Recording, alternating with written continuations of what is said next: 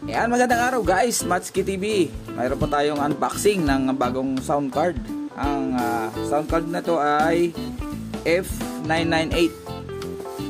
Guys, meron din ako yan. Pinakaluma ako kaso mag 1 year na to. Nasira yung volume control nito. Gumagana siya pero hindi na siya nahihinaan.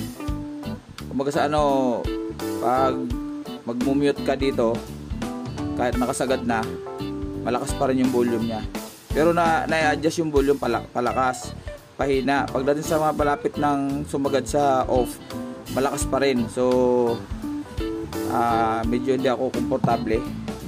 So order tayo ng bago. Siyempre same din ang model, same brand, same model, para kung sakaling may magloko itong pyesa, halimbawa itong mga knob gaya nito, nawala na yung yung adjustment ng monitor, wala na siyang knob, wala na siya yung itong sa ibabaw na to.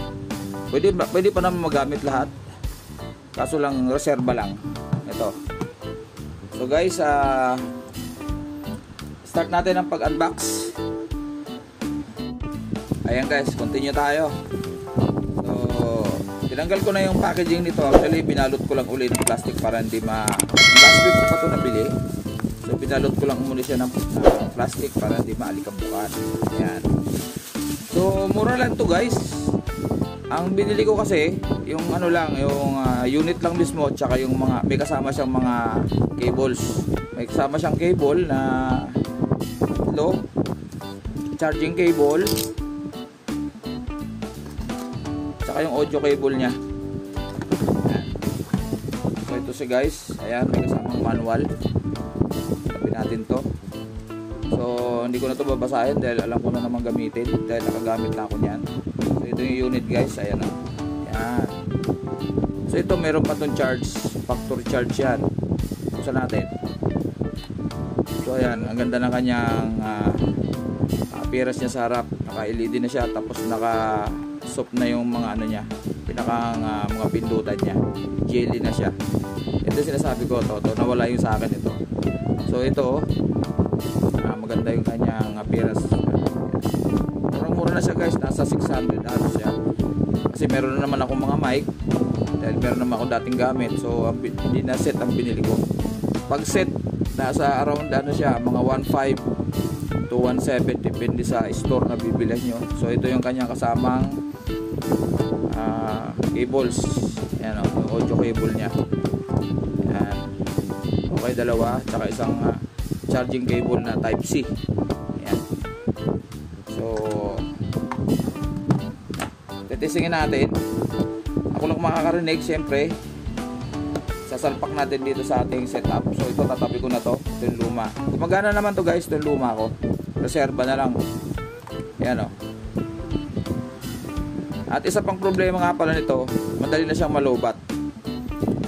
Although 800 mAh yung kanyang battery, pero madali naman yan. Pwede ko siya i-convert ng mas mataas ang amperahe. Pwede siyang i-convert ng yung battery ng mga vape, yung 3.7 volts na rechargeable.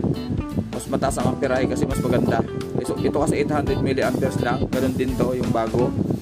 So yung drain power niya siyempre mas mabilis. Pag pinalitan ko to ng yung mas mataas ang amperahe, let's say 2000 mAh, siyempre ang layo ng difference sa 800. Yung original na battery is 800 mAh lang. So pwede kong palitan to ng 2800 mAh. Although medyo mahal yun, pero mas matagal ang battery, lalo kung gagamitin natin sa labas.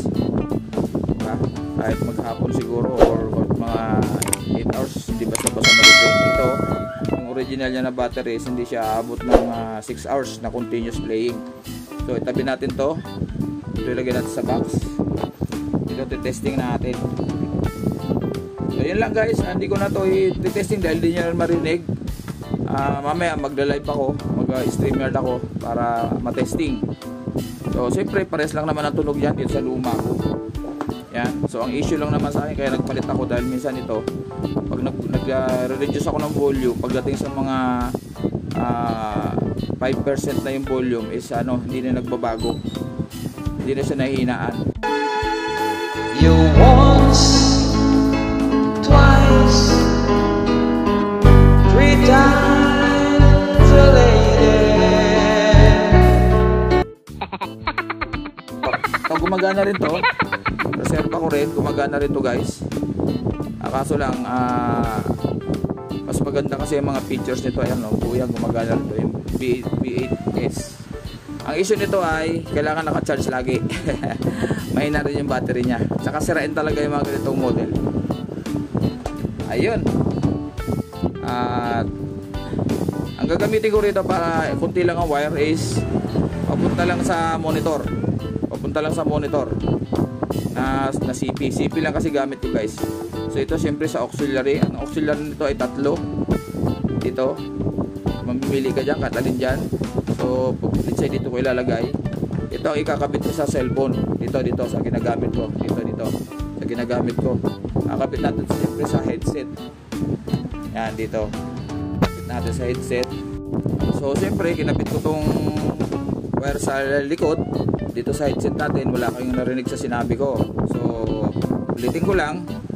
Itong extra wire, kung sakaling hindi Bluetooth ang gagamitin nyo dito sa ating karaoke na cellphone, ay ito gagamitin natin. Pero less wire tayo, kaya pinonik ko sa F998 na Bluetooth. So connected na siya dito, pwede na tayo mag sound.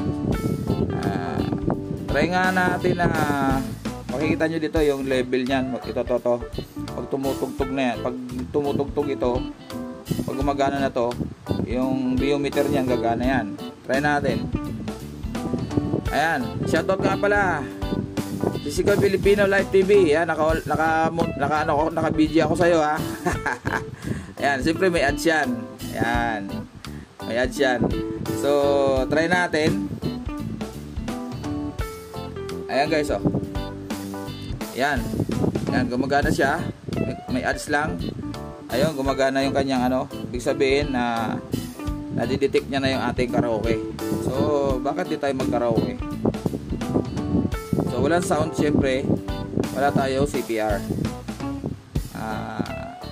No CPR. Background music. Yan. Ayan, ito, Tagalog. Ayun. Ayun guys, oh. Mutulog na siya. So, subukan nating gamitan ng mic. Ito yung ating mic. Yan. Sound tayo. I-off muna natin to. I-off muna natin to. I-stop muna natin. So, siyempre mawawala yung kanyang biometer. Hello. Sound check. Sound check. Matski TV. Sound check. Ayan. Ibig sabihin, nare-receive na ng ating sound card yung ating mic. Bye-bye! Yan lang guys. Maraming salamat. Matski TV.